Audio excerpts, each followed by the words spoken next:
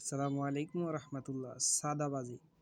চাঁদাবাজি যে হারে শিকড়ের মতো লম্বা হচ্ছে, বিভিন্ন স্থানে গুলিস্তানের মতো একটি জায়গায় বাস বাসের রাস্তার মধ্যে মানুষ মানুষ হেঁটে যাওয়ার মতো জায়গা নাই। এরকম বড় একটা রাস্তাকে তারা দখল বা ভিড় করে রাখছে।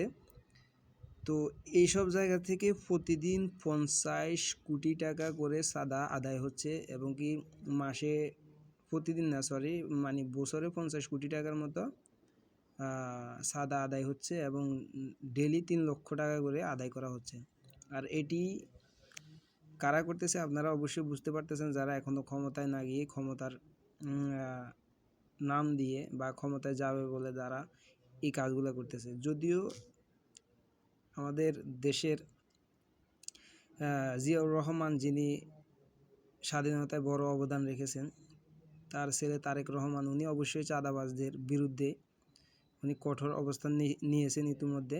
আমরা চাইবো আরও কঠোর অবস্থান নেবেন, এবং কি প্রত্যেকটা জেলায়, প্রত্যেকটা ওয়ার্ডে, প্রত্যেকটা থানায় থানায় যোগ্য লোকের অভাব নাই।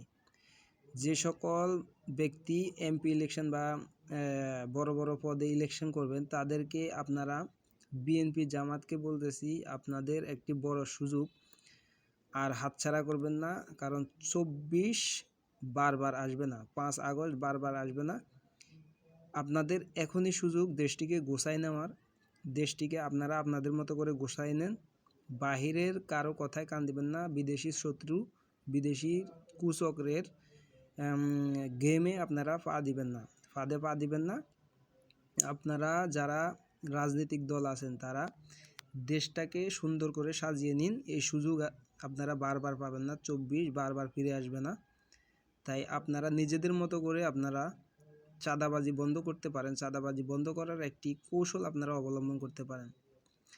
আপনারা যে সকল ওয়ার্ডে লোকজন, যে সকল জেলায় থানা পর্যায়ে লোকজন ইলেকশন করবে, যারা মন্ত্রী ইলেকশন করবে, এমপি ইলেকশন করবে, আপনারা বলে দিবেন যার বিরুদ্ধে চাঁদাবাজের এলিগেশন আসবে, তাদেরকে আমরা কোনো নমিনেশন দেব না। এ ধরনের কথা যদি আপনারা শক্তভাবে বলতে পারেন, দেখবেন 50% চাঁদাবাজি বন্ধ হয়ে যাবে দেশে।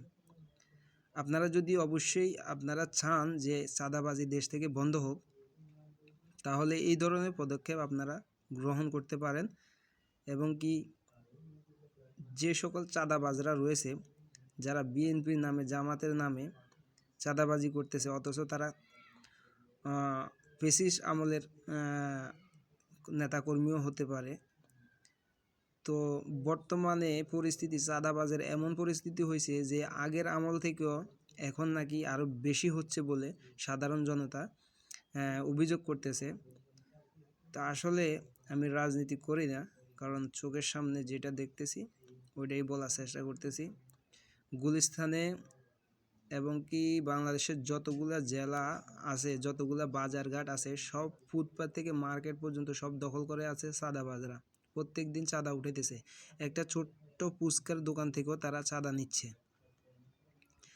তাই এই ধরনের কাজগুলো থেকে বিরত রাখার জন্য যারা ইলেকশন করবে, তাদের নামে যদি কোনো চাঁদাবাজের এলিগেশন আসে, ভায়োলেন্স আসে, তাহলে তাদেরকে বহিষ্কার করতে হবে, এবং কি তাদেরকে নমিনেশন দেওয়া যাবে না। এই ঘোষণা আপনারা শক্তভাবে করে দেন, দেখবেন চাঁদাবাজি বন্ধ হয়ে যাবে 50%। ধন্যবাদ।